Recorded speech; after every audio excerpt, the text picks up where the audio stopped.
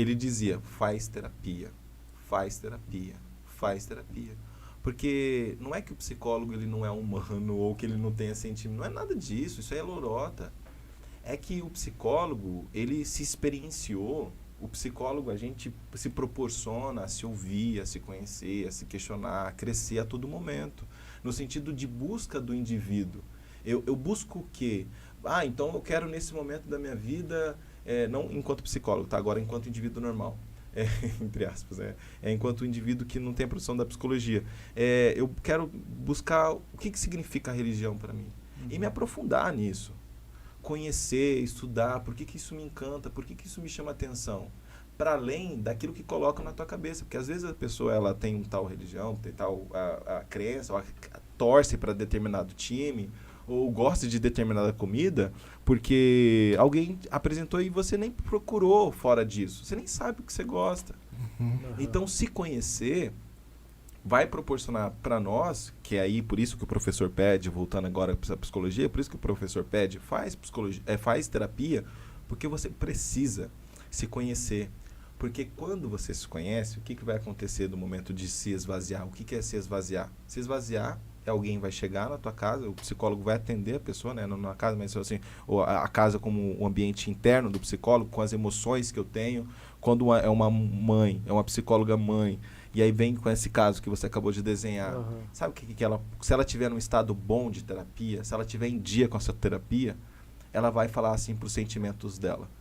Fica aqui, de lado, e eu vou atender essa pessoa aqui.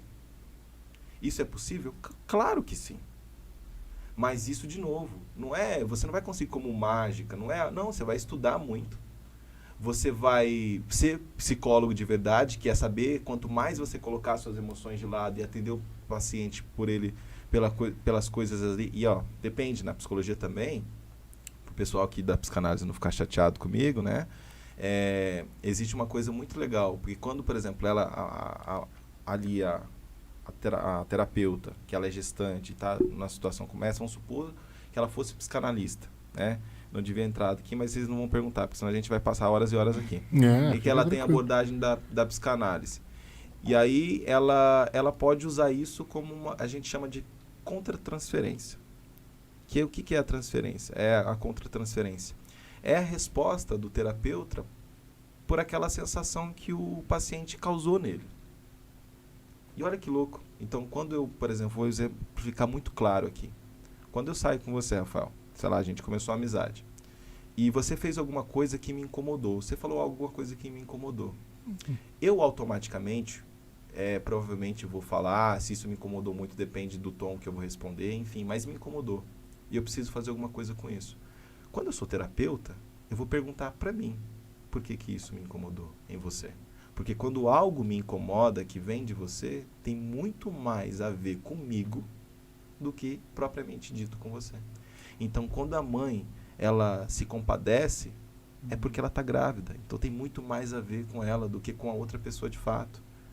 Porque, mas a mãe abandonou. O que é a depressão puerperal?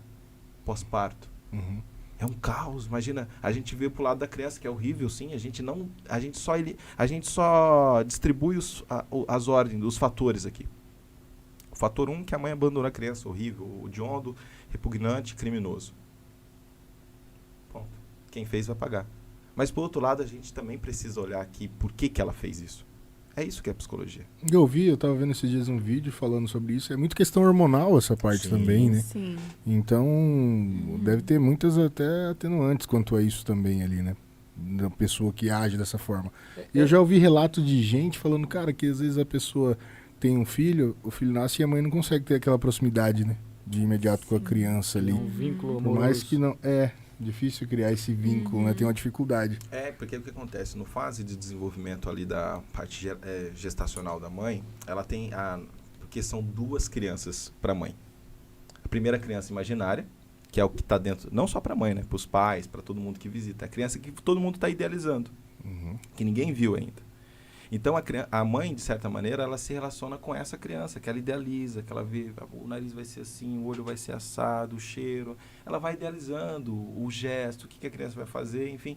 ela vai tendo essa experiência com essa criança aqui interna. A criança vai mexendo, né?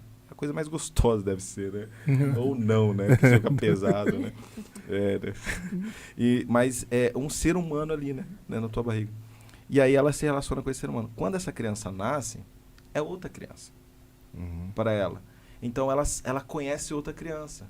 E às vezes num processo que ela não foi muito bem trabalhado, tratado, e às vezes não é nem porque ela não gostou, ou é que não gostou da experiência, é que tem muita coisa que envolve, é extremamente delicado aí, sabe? É um processo que ele é repleto de emoções. Então, não necessariamente uma mulher que já tem uma experiência, um passado psicológico ruim, não vai ser essa mulher, talvez, que tenha uma rejeição no pós-parto. É que, pode ser uma mulher tranquilamente normal. Imagina a que cabeça... desejou muito a gravidez. E mesmo assim, quando teve bebê, ela pode ter uma depressão puerperal. É não ela que escolhe. Imagina o seguinte, cara. Vamos supor, se a gente fosse cientistas de dados aqui. E a gente fizesse lá os cálculos e tudo mais e fizéssemos a fórmula. E aí o que acontece? A fórmula está pronta, você está pronto, você é um computador que responde papapá. Aí eu venho com uma experiência, que é ser mãe, e jogo esse dado dentro de você.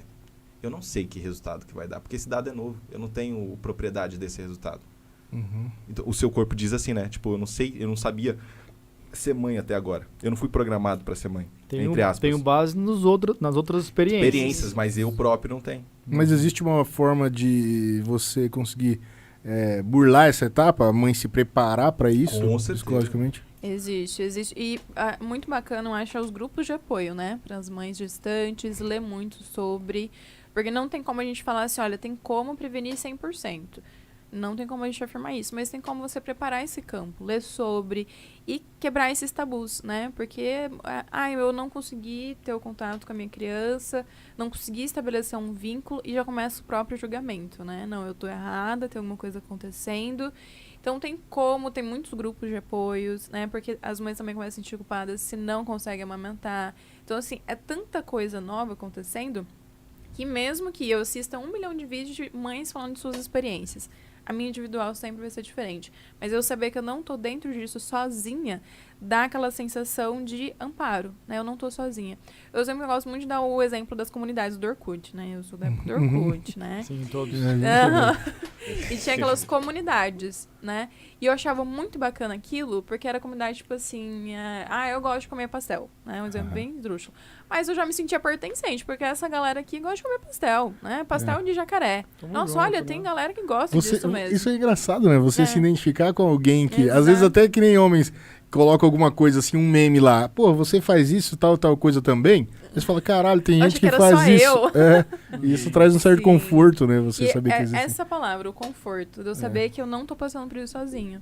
Então, assim, essa mãe, né? E não só esse campo, a gente tá falando sobre essa mãe gestante, né? Gestante, mãe e tudo mais. Mas para todos os outros campos da vida, né? Por isso que você falar sobre as suas dores é tão importante. Porque quando tá dentro do campo do pensamento, né? Eu tô sozinho, né? Eu acho que só eu tô fazendo isso, só eu